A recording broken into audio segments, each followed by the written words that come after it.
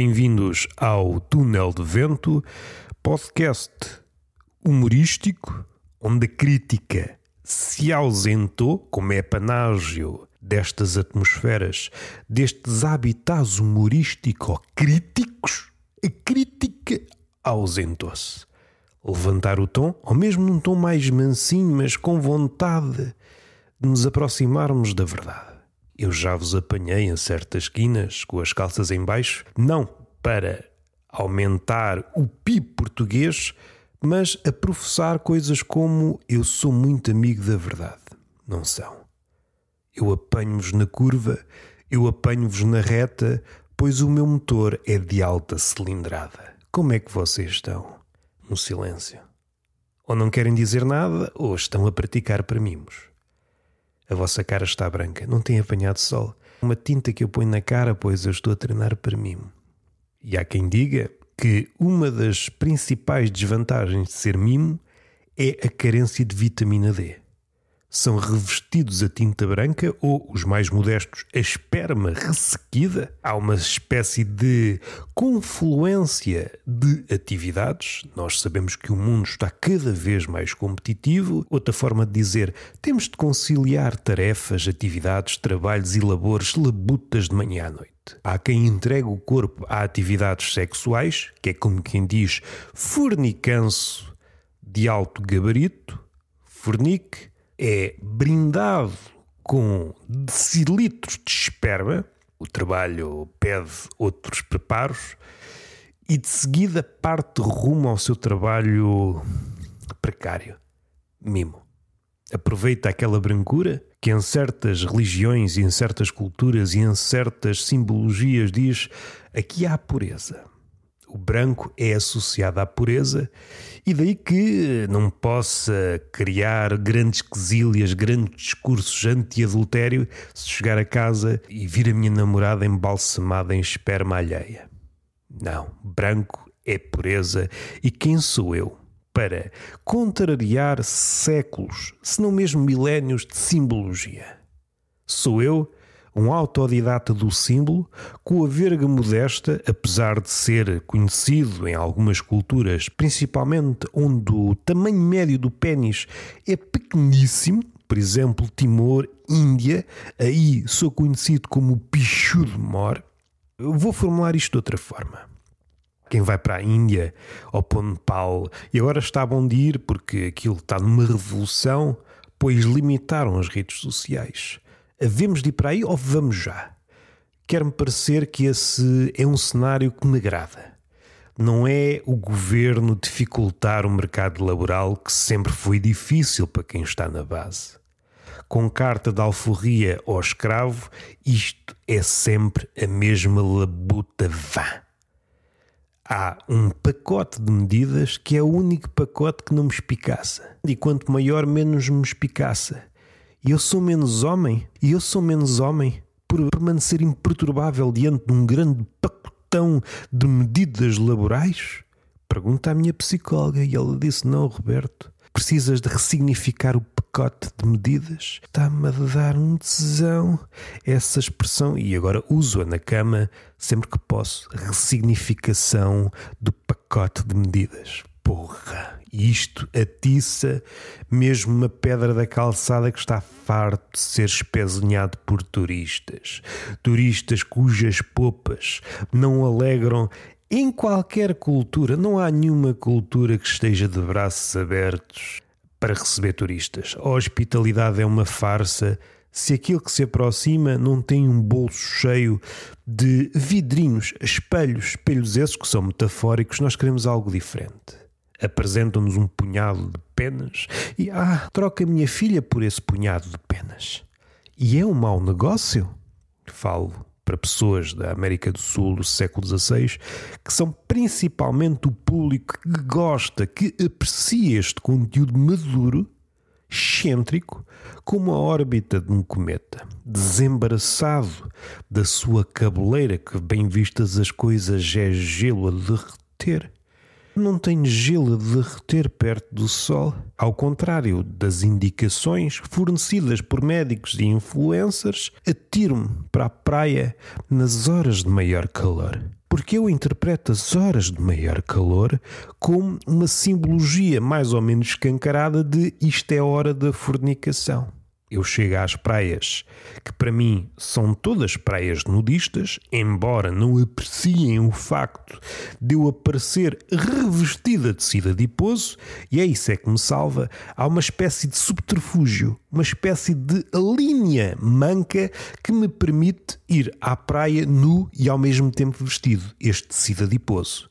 Eu não posso cair na armadilha que ex-machos caem de votar a sua vida a ir ao ginásio. Perdem calorias, perdem dignidade, perdem força nas articulações e vão gemer perto de homens feitos armário. A minha masculinidade, testosterona, e se for preciso levam jatos de testosterona, geysers de testosterona da e que sou mesmo homem.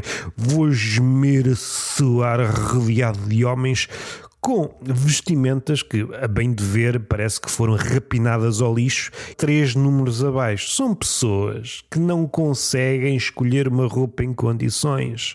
Se calhar são pessoas que calhava recuperarem aquela ligação com a mãe. A mãe é vital para lhe escolher a roupa. Meu amigo, tu estás aí uma miséria. Tanto músculo que o mamilo vem para o sovaco e isso não me causa inveja. Tu olhas para mim, começas a mexer os músculos, mas pensas que estás na savana a impressionar leoas, pá. Eu levo um livro para a passadeira, pá.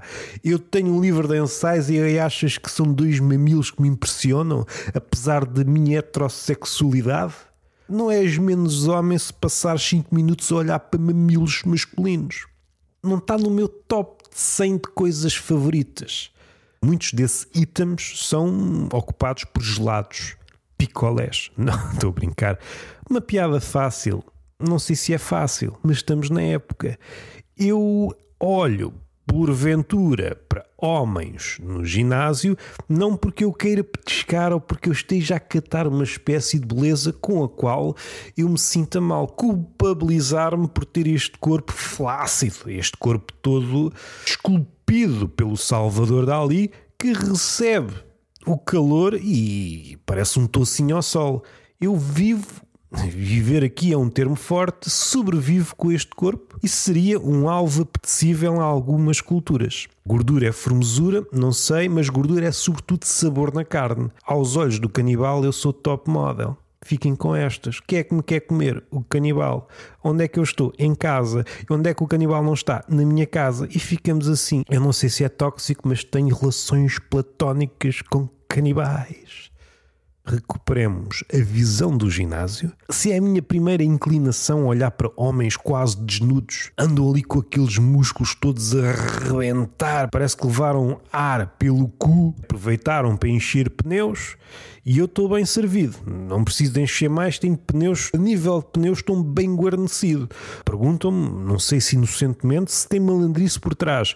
Roberto, o ginásio tem fêmeas? Há cus de mulher? Evidentemente. Só que eu sou um cavalheiro e este olhar goloso que, noutras alturas, se a sociedade estivesse para aí, eu que sou um homem em desconstrução, muito por culpa dos ossos. Eu sou um machista em desconstrução, mas por culpa da postura, estou todo torcido. Ou seja, a estatura que antes envergava em termos de toxicidade tem vindo a encolher, mas por via do esforço, por via do trabalho. O trabalho que escaqueira a minha postura, o meu esqueleto, a minha vontade de viver, tem contribuído enviesadamente para que me torne melhor pessoa. Para que me torne menos pessoa.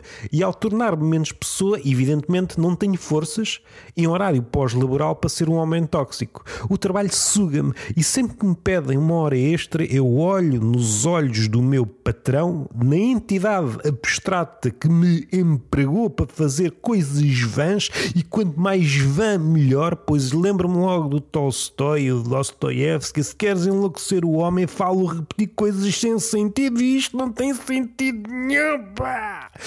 E eu digo-lhe, eu já não consigo falar, perco um idioma, é um idioma de um observador emancipado. Eu emancipei-me a observar esta trantantada e dizem-me: Roberto, queres continuar neste marasmo mais uma horinha a fazer nada?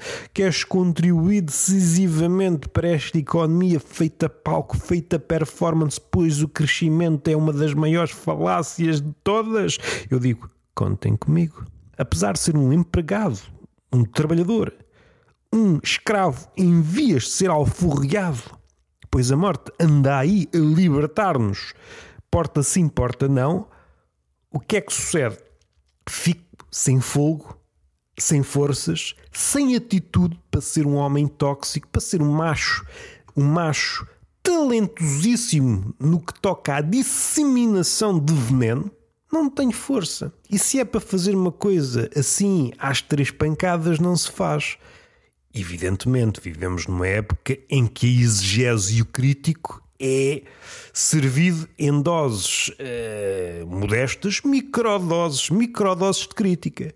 E aquilo que normalmente sai na crítica do público, pois a minha vida é um filme, dão umas estrelas que derem, eu não estou para ver constelações, eu não guio a minha vida consoante a constelação que me é guarnecida por esses críticos. Eu ponho a minha vida a preto e branco, começo a chorar e ganho 4 estrelas e não digo nada. E depois eles dizem, o silêncio diz tudo, então estou calado, pá. É por isso que eu digo ao papagaio, canta quebrão. Ai, o tudo enlouquece. Pego na gaiola do pardal, chocalho o pardal até ele se tornar um canário. O gajo começa a piar cada vez mais grave, mas não chega a ser um canário.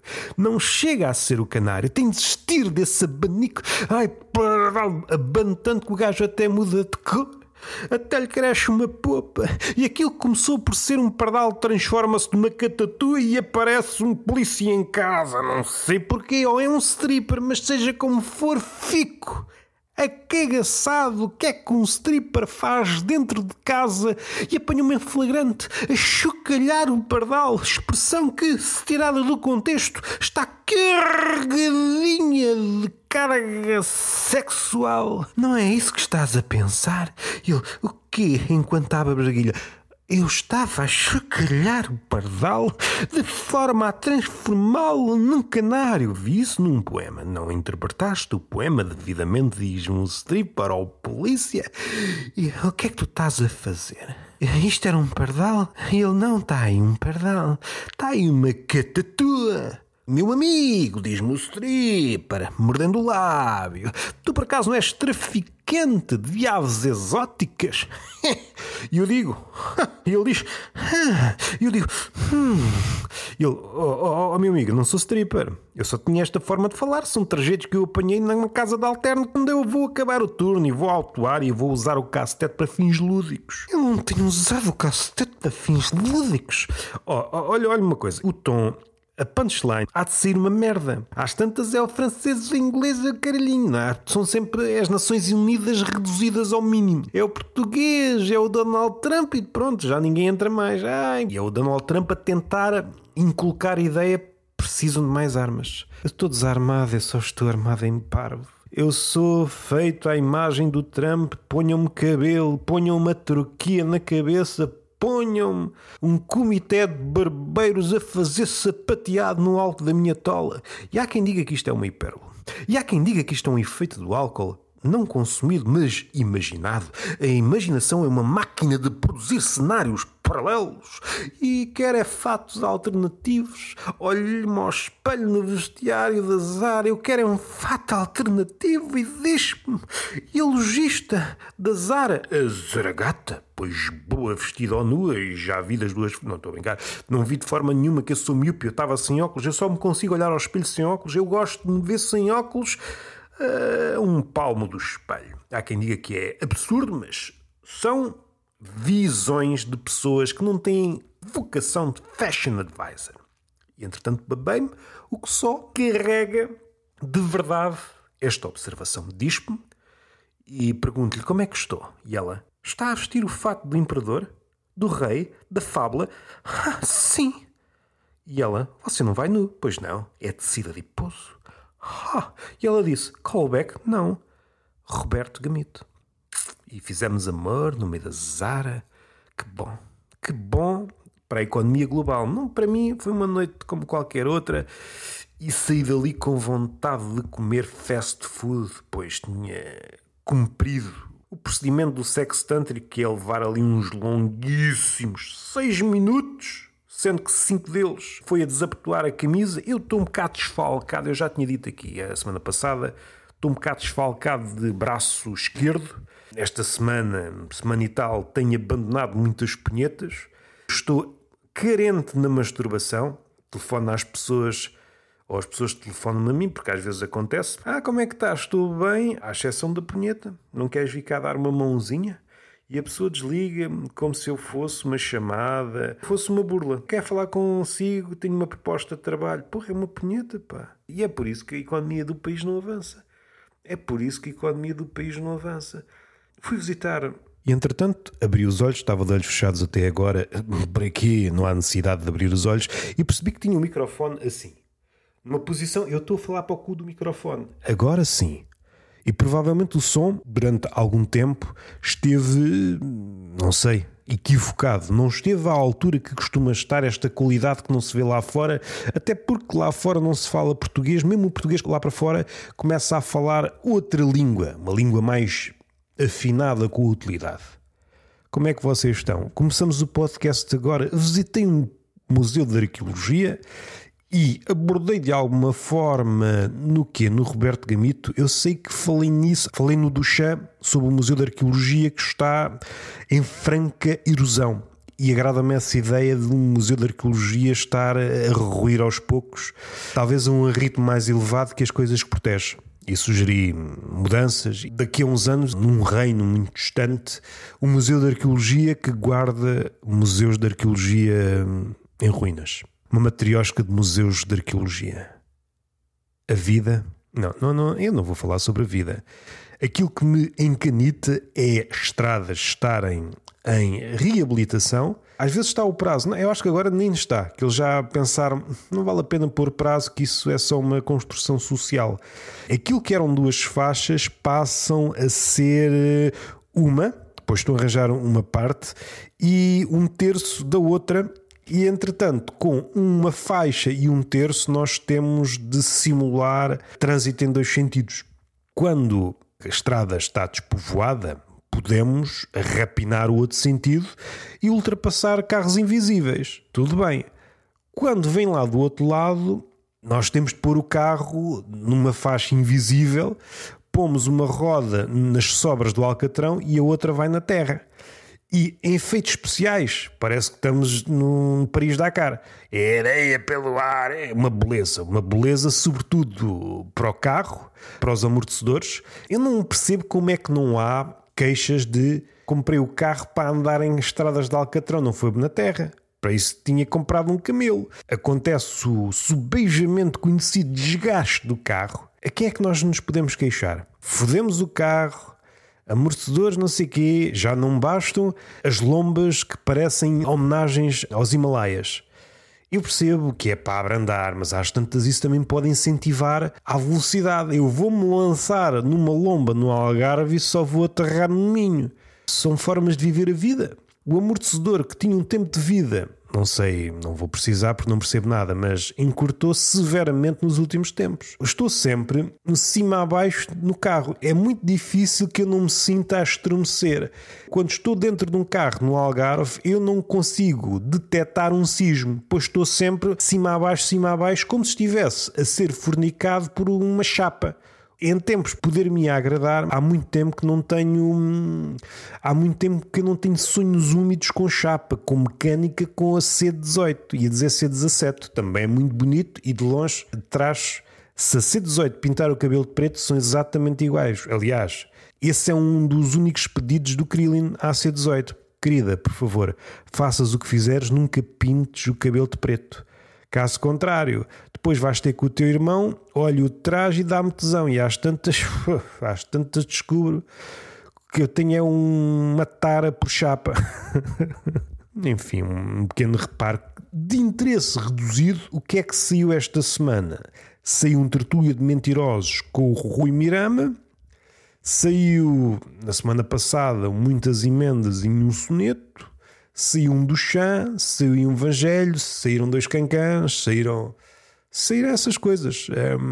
Não sei o que é que saiu mais. Saiu um Roberto Gamito, sai este e não sei se sai mais alguma coisa. Já foi uma semana bem recheada para um tipo que está um bocado desazado a meio das suas possibilidades e até cognitivas, mas aí nunca chegamos ao máximo.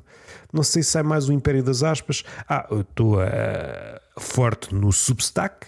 Estou a pôr lá textos, estou lá a semear textos e notes, que são basicamente tweets, e também comecei um podcast lá, mas até ver é mensal. Lancei o 3º episódio, o episódio do Quixote. Se quiserem, ouçam, se não quiserem, não ouçam. Que está a ter, incrivelmente, até alguma adesão para algo tão terciário neste cosmos de conteúdos. Está-se a safar muito bem. Até já me fez ponderar investir mais. Tenho 3 ou 4 ideias para o Quixote. Ainda estou a ensaiar o tom. A grande diferença em relação aos outros: estás presente, és tu que dás a voz. Já é uma desvantagem, não é um atrativo. É de improviso, sem cortes. Tudo aquilo que sai da minha boca é aquilo que vai para os vossos ouvidos. Peço desculpa. É potencialmente literário. Tem aqui 2 eixos. Uma das formas de brincar ao Quixote é pegar numa frase ou numa ideia e brincar com ela. Numa, como já falei aqui, foi uma frase de Fischer. Nesta já não sei o que é que foi. A ideia, mais para a frente, é acompanhar o livro do Quixote e, sei lá, 1 página, 2 páginas e pensar sobre essas páginas. Foi também para testar as águas no Substack. Estou impressionado porque aqueles números seriam próprios de um podcast que eu tivesse há muito mais tempo. 3 episódios, sendo que é mensal ainda, e até foi mais que mensal. A ideia é mensal, ou seja, não há grande compromisso, mas esse é o compromisso mínimo. Perdoe-me o meu amarracho linguístico, é quase. De que forma é que podes comprometer?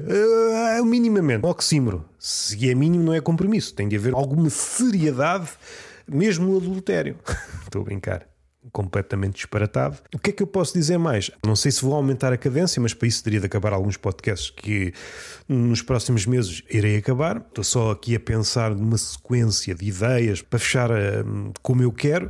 Eventualmente manter-se-á assim durante algum tempo. Mensal, até para ensaiar outra voz, essa possibilidade, ou melhor, esta forma de o fazer sem editar, uma vertigem extra. O Túnel Vento, apesar de ser improviso, vou editá-lo a partes que, sei lá, uma gaguez, um atropelo, em podendo limpar, limpo. A não ser que faça parte do número. Estou a ver um quadro de Bruegel, está tudo em chamas. Há um gajo que está a ser puxado por um esqueleto, está de pernas para o ar, num rochedo. Depois há um esqueleto que está a preparar uns pitéus. Há um conjunto de pessoas a entrar à bruta dentro daquilo que parece um grande caixão. Está um rei aqui tombado, assim, caraças, está um esqueleto. Há um esqueleto com uma ampulheta a segurar no rei, acho eu. Que é uma mensagem que nós sabemos. Os saltos que estão a acabar. A simbologia que eu retiro daqui. Há esqueletos para tudo. Há um esqueleto que está a cortar a cabeça a outros. Os mortos estão a tratar da vida aos vivos. Quero retomar com as crónicas, mas ainda não sei o ritmo. Queria pelo menos uma crónica por mês. O Substack tem testado algumas coisas. Comecei pelo registro de ensaio, depois pus lá uns poemas, agora uma crónica, em 2 ou 3 uma experiência que é pegar num texto antigo e comentá-lo, uma espécie de confrontação entre o Roberto daquela altura em que escreveu o texto e o Roberto de agora, não com a ideia de o Roberto de agora é melhor, num texto em que o tom é mais ou menos sério e o comentário atual é uma paródia a esse texto. Aquilo que eu quero fazer com alguma sistematização é mais rente aos primeiros textos que eu pus no Substack. Ensaios humorísticos, os primeiros, se eu me recordo, Anatomia da Insegurança Masculina, foi do Homem-Estátua, se a memória não me falha. Um sobre triângulos, é pegarem assuntos que normalmente não são tratados no humor, vá-lo longe, é precipitar-me nele. Outra vertente, tocada em temas do dia, fiz 3 ou 4, fiz da Ana Marques, possivelmente nesse estilo foi o texto mais longo. O Substack convida a isso, foi um texto que já tem algumas páginas. Tive algum tempo a pensar, faço ou não faço? Se é para fazer, eu tenho de unir vários pontos de vista. Foi um sarrafaçal de porrada em toda a gente, quem está dentro, quem está fora. O Rodrigo Guedes Carvalho, e eventualmente irei fazer... É outro dos eixos que eu quero levar no Substack. Posso aproveitar de alguma forma para o peixe fresco. No texto da Joana Marques, a versão inicial foi um peixe fresco e depois peguei nesse guião e levei-o muito mais longe. O peixe fresco deve ter para aí uns 5 minutos e depois levei um texto até quase aos 15. Tenho de sistematizar uma versão para o peixe fresco, que é algo que eu quero acabar assim nos próximos meses. Tenho um número mais ou menos pensado de episódios, a ideia já está quase cumprida, mas isto são coisas para mim, não vale a pena verbalizar, a não ser que gostem muito de mim, mas nem a minha mãe gosta, a ponto de eu a convidar cá a casa: mãe, vamos falar sobre os meus podcasts. Porra, fala-me antes da morte. Ok, bem-vindos. Não, bem-vindos foi ao início, então é uma despedida. Está feito. Beijinho na boca, palmada pedagógica numa das nádegas e até à próxima.